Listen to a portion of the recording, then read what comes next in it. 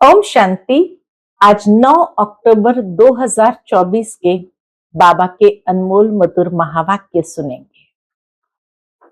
आज के बाबा की मुरली में बाबा कहे, कोई भी चीज दुनिया में जब कोई सुनाता है तो उसका अनुभव उसको होना चाहिए, ऐसे कहा जाता है, तभी उसकी बात को स्वीकार किया जाता है। परंतु यहाँ शिव बाबा हम बच्चों को 84 जन्म की सारी कहानी सुनाते हैं, सृष्टि के आदि मध्य अंत का राज बताते हैं। परंतु वंडर ये है कि शिव बाबा खुद 84 के चक्र में नहीं आते हैं।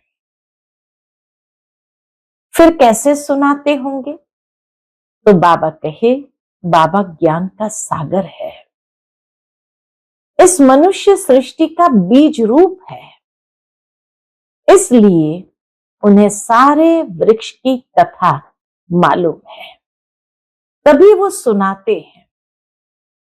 बाकी शिव बाबा का कोई बाप नहीं, कोई टीचर नहीं, कोई गुरु नहीं। दुनिया के गुरु तो फिर भी अपने गुरुओं से पढ़े होंगे या टीचरों से पढ़े होंगे, तभी सुना सकते हैं।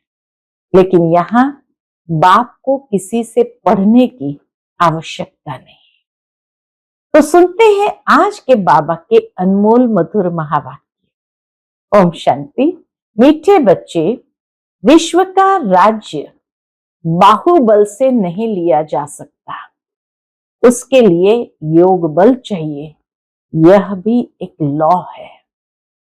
आज की मुरली से प्रश्न है, शिव बाबा स्वयं ही स्वयं पर कौन सा वंडर खाते हैं? शिव बाबा को खुद के ऊपर कौन सा वंडर लगता है? उत्तर है, बाबा कहते, देखो कैसा वंडर है, मैं तुम्हें पढ़ाता हूं, यह मैंने किसी से कभी पढ़ा नहीं। मेरा कोई बाप नहीं, मेरा कोई टीचर नहीं, गुरु नहीं, मैं सृष्टि चक्र में पुनर्जन्म लेता नहीं। फिर भी तुम्हें सभी जन्मों की कहानी सुना देता हूं।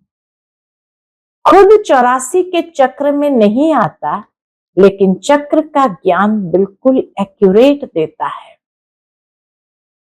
ओम शांति। रूहानी बाप तुम बच्चों को स्वदर्शन चक्रधारी बनाते हैं, अर्थात तुम इस 84 के चक्र को जान जाते हो, आगे नहीं जानते थे, अभी बाप द्वारा तुमने जाना है। 84 जन्मों के चक्र में तुम आते हो जरूर। तुम बच्चों को 84 के चक्र का नॉलेज देता हूं। मैं स्वदर्शन चक्रधारी हूं, परंतु प्रैक्टिकल में 84 जन्म के चक्र में आता नहीं हूं। तो इससे समझ जाना चाहिए, शिव बाप में सारा ज्ञान है। तुम जानते हो हम ब्राह्मण अभी स्वदर्शन चक्रधारी बनते हैं, बाबा नहीं बनते हैं।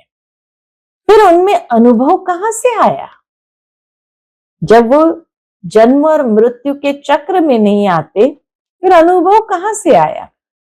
हमको तो अनुभव प्राप्त होता है, बाबा कहां से अनुभव लाते? जो तुमको सुनाते हैं, प्रैक्टिकल अनुभव होना चाहिए ना, तभी तो सुना सकते हैं। बाप कहते हैं, मुझे ज्ञान का सागर कहते हैं, परंतु मैं तो 84 जन्म के चक्र में आता नहीं। फिर मेरे में ये ज्ञान कहां से आया? टीचर पढ़ाते हैं तो जरूर खुद पढ़ा हुआ है ना। ये शिव बाबा कैसे पढ़ा? इनको कैसे 84 के चक्र का मालूम पड़ा, जबकि खुद 84 जन्मों में नहीं आता है? कैसे? तो बाबा कहे, बाप बीज रूप होने के कारण जानते हैं, ज्ञान का सागर है और बीज रूप होने कारण जानते हैं। खुद 84 के चक्र में नहीं आते हैं, परंतु तुमको सब समझाते हैं। यह भी कितना वंडर है।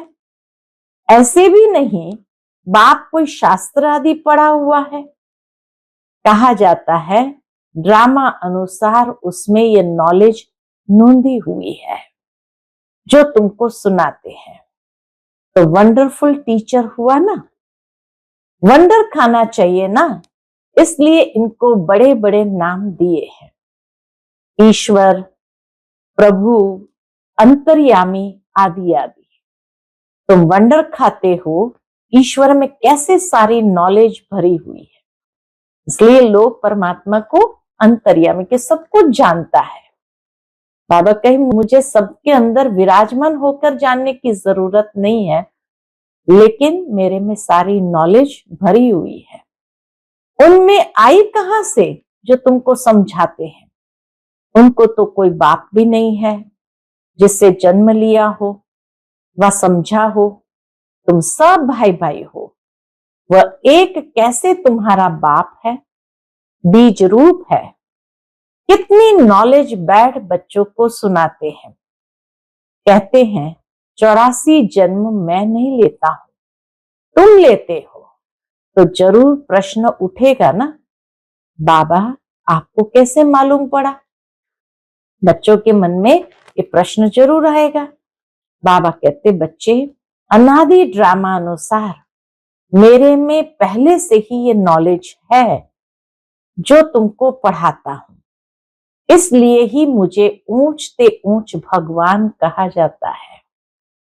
खुद चक्र में नहीं आते, परंतु उनमें सारे सृष्टि के आदि मध्यांत की नॉलेज है। तो तुम बच्चों को कितनी खुशी होनी चाहिए। उनको 84 के चक्र की नॉलेज कहां से मिली? बाबा कहे उनको 84 के चक्र की नॉलेज कहां से मिली? तुमको तो मिली बाप से। बाप में ओरिजिनल नॉलेज है। उनको कहा ही जाता है नॉलेजफुल। कोई से पढ़ा भी नहीं है तो भी उनको ओरिजिनल मालूम है, असली नॉलेज मालूम है, इसलिए नॉलेजफुल कहा जाता है। ये वंडर है ना, इसलिए ये ऊंचते ऊंच पढ़ाई गाई जाती है। बच्चों को वंडर लगता है बाप पर। बच्चों को वंडर लगता है बाप पर। उनको क्यों नॉलेजफुल कहा जाता है? तो क्यों नॉलेजफुल कहा जाता है, पूरा बाबा ने आज आंसर दे दिया। एक तो यह समझने की बात है, दूसरी फिर क्या बात है? यह चित्र तुम दिखाते हो तो कोई पूछेंगे कि ब्रह्मा में भी अपनी आत्मा होगी और यह जो नारायण बनते हैं उनमें भी अपनी आत्मा होगी। दो आत्माएं हैं ना, एक ब्रह्मा एक नारायण की, ऐसे लोग प्रश्न करेंगे। तो बाबा क्या कहते, परंतु विचार करेंगे तो यह कोई दो आत्माएं नहीं है, आत्मा एक ही है। यह एक सैंपल दिखाया जाता है देवता का। यह ब्रह्मा सो विष्णु अर्थात नारायण बनते हैं। इसको कहा जाता है गुह्य बातें। बाप बहुत गुह्य नॉलेज सुनाते हैं जो और कोई पढ़ा न सके सिवाय बाप के। तो ब्रह्मा और विष्णु की कोई दो आत्माएं नहीं है। वैसे ही सरस्वती और लक्ष्मी, इन दोनों की भी दो आत्माएं हैं या एक? आत्मा एक है, शरीर दो है। ये सरस्वती ही फिर लक्ष्मी बनती है, इसलिए एक आत्मा गिनी जाएगी। 84 जन्म एक ही आत्मा लेती है। ये बड़ी समझने की बात है। ब्राह्मण सो देवता, देवता सो क्षत्रिय बनते हैं। आत्मा एक शरीर छोड़ दूसरा लेती है। आत्मा एक ही है। एक यह सैंपल दिखाया जाता है। बाबा के एक यह सैंपल दिखाया जाता है कैसे ब्राह्मण सो देवता बनते हैं। हम सो का अर्थ कितना अच्छा है। इसको कहा जाता है गुह्य गुह्य बातें। इसमें भी पहले पहले ये समझ चाहिए कि हम एक बाप के बच्चे हैं। सभी आत्माएं असुल परमधाम में रहने वाली है, यहाँ पाठ बजाने आई है। ये खेल है, बाप तुमको इस खेल का समाचार बैठ सुनाते हैं। बाप तो ओरिजिनल जानते ही है, उनको कोई ने सिखलाया नहीं है। इस 84 के चक्र को वही जानते हैं जो इस समय तुमको सुनाते हैं। फिर तुम भूल जाते हो, फिर उनका शास्त्र कैसे बन जाता है? अब कहे सब भूल जाते हैं, फिर उनका शास्त्र कैसे बन सकता? बाप तो कोई शास्त्र पढ़ा हुआ नहीं है, फिर कैसे आकर नई नई बातें सुनाते हैं? आधा कल्प है भक्ति मार्ग, यह बातें भी शास्त्रों में नहीं है। ये शास्त्र भी ड्रामा अनुसार भक्ति मार्ग में बने हैं। तुम्हारी बुद्धि में शुरू से लेकर अंत तक इस ड्रामा की कितनी बड़ी नॉलेज है। उनको जरूर मनुष्य तन का आधार लेना पड़े। शिव बाबा को भी जरूर इतनी बड़ी नॉलेज सुनाने के लिए मनुष्य तन का आधार लेना पड़े। शिव बाबा इस ब्रह्मा तन में बैठ इस सृष्टि चक्र की नॉलेज सुनाते हैं। मनुष्य ने तो गपोड़े लगाकर सृष्टि की आयु ही कितनी लंबी कर दी है। नई दुनिया सो फिर पुरानी दुनिया बनती है। नई दुनिया को कहा जाता है स्वर्ग, पुरानी को कहा जाता है नर्क। दुनिया तो एक ही है। नई दुनिया में रहते हैं देवी देवता, वहां अपार सुख है, सारी सृष्टि नई होती है। अभी इनको पुराना कहा जाता है, नाम ही है आयरन एजेड वर्ल्ड। जैसे ओल्ड दिल्ली और न्यू दिल्ली कहा जाता है। बाप समझाते हैं, क्या समझाते? मीठे मीठे बच्चों, न्यू वर्ल्ड में न्यू दिल्ली होगी। यह तो ओल्ड वर्ल्ड में ही कह देते हैं न्यू दिल्ली, इनको न्यू कैसे कहेंगे? बाप समझाते हैं नई दुनिया में नई दिल्ली होंगी, उनमें ये लक्ष्मी नारायण राज्य करेंगे।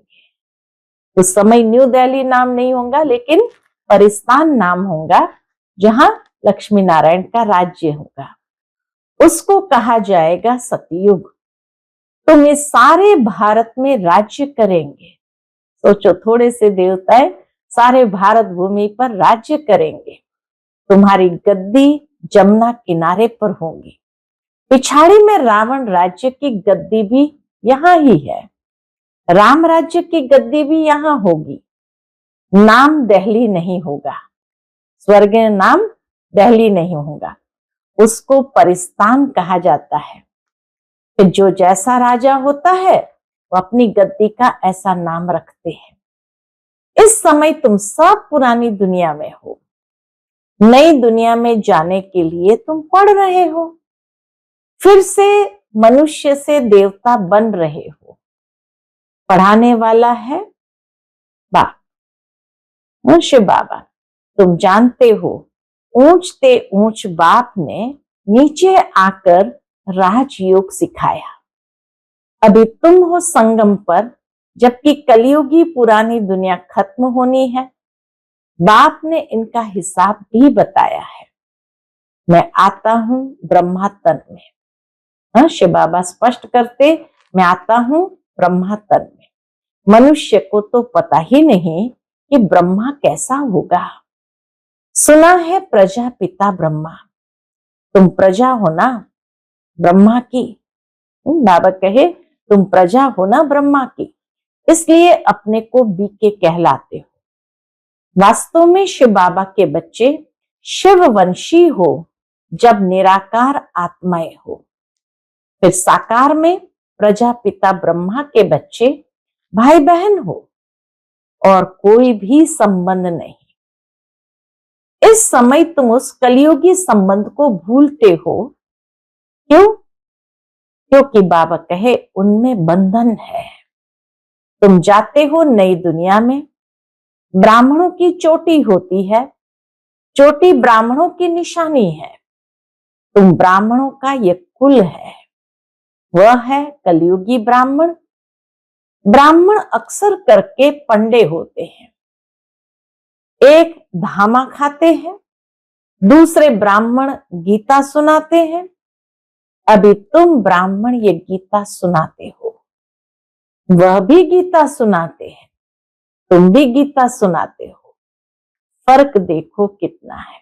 बाबा कहे दोनों ही गीता सुनाते, लेकिन फर्क देखो कितना है। तुम कहते हो कृष्ण को भगवान नहीं कह सकते, कृष्ण को तो देवता कहा जाता है, उनमें दैवी गुण है, उनको तो इन आंखों से देखा जा सकता है। शिव के मंदिर में देखेंगे शिव को अपना शरीर है नहीं। शिव के मंदिर में देखेंगे शिव को, उनको अपना शरीर है नहीं। वह है परमात्मा, अर्थात परमात्मा, ईश्वर, प्रभु, भगवान आदि अक्षर का कोई अर्थ नहीं निकलता। परमात्मा ही सुप्रीम आत्मा है।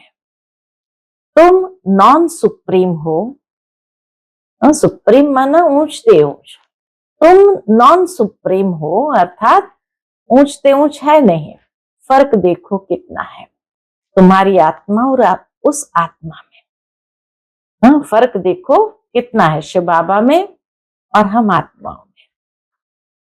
तुम आत्माएं अभी परमात्मा से सीख रहे हो, वह कोई से सीखा नहीं है। यह तो फादर है ना, उस परमपिता परमात्मा को तुम फादर भी कहते, टीचर भी कहते और गुरु भी कहते है एक ही।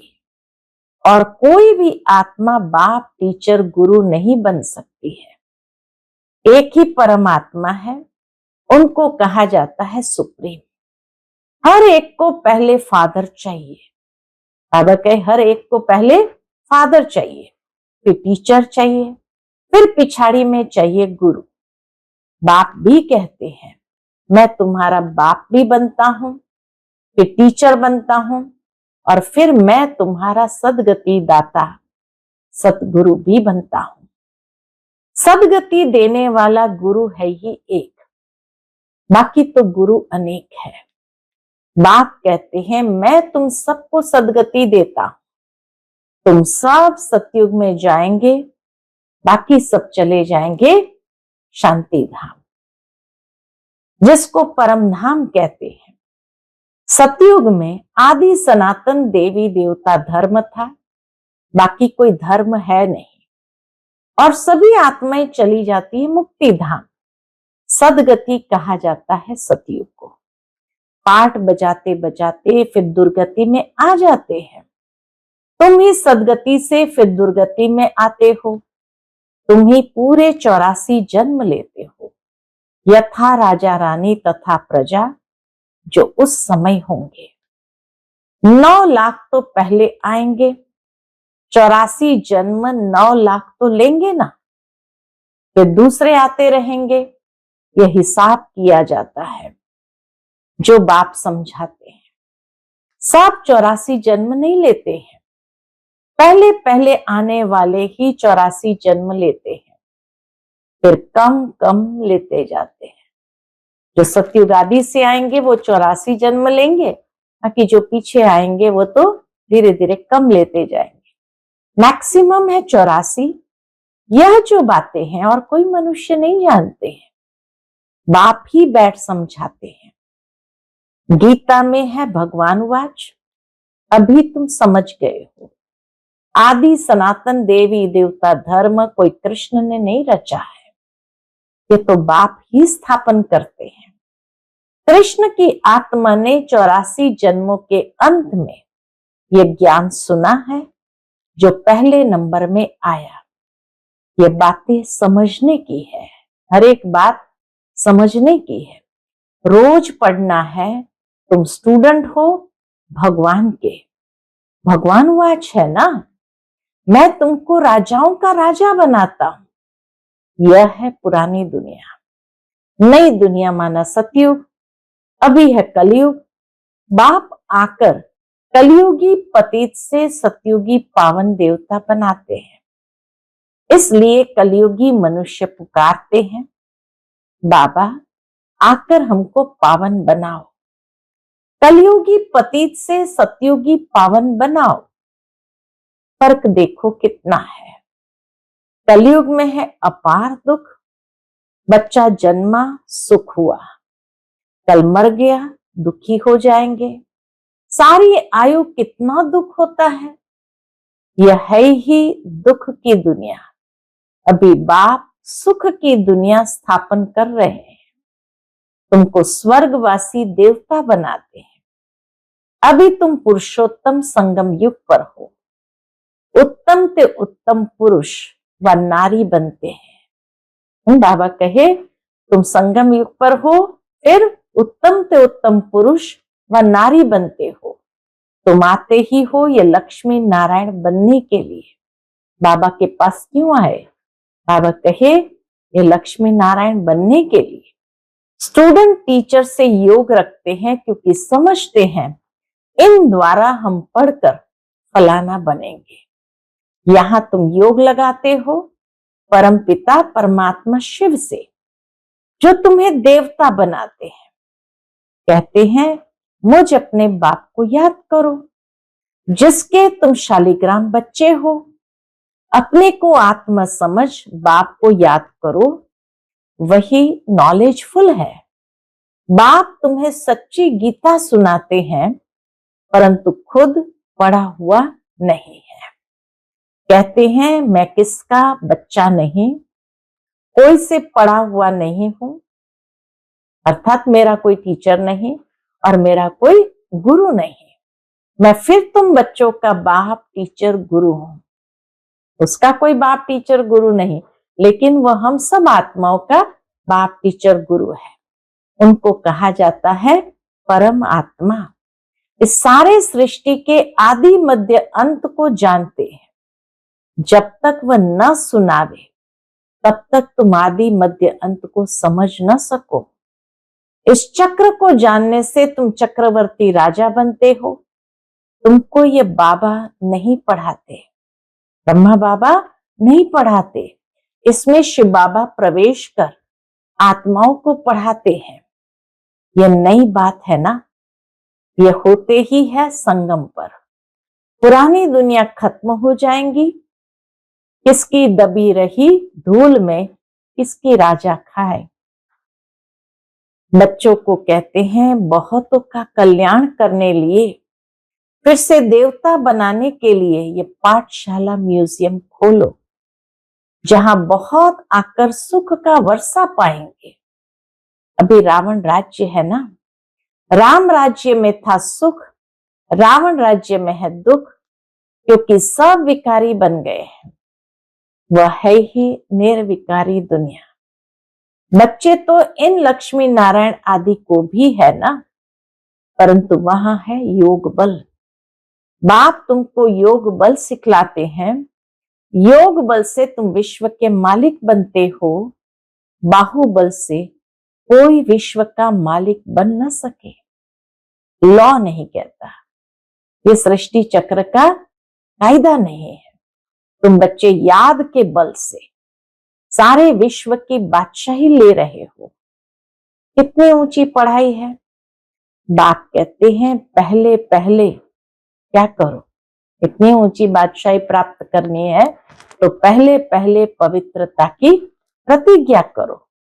पवित्र बनने से ही फिर तुम पवित्र दुनिया के मालिक बनेंगे। अच्छा, मीठे मीठे सिकिलते बच्चों प्रति माता पिता बाप दादा का याद प्यार और गुड मॉर्निंग। रूहानी बाप की रूहानी बच्चों को नमस्ते। हम सब रूहानी बच्चों की रूहानी माता पिता बाप दादा को याद प्यार, गुड मॉर्निंग और नमस्ते नमस्ते। शुक्रिया बाबा, शुक्रिया। आज की मुरली से धारणा के लिए मुख्य सार है।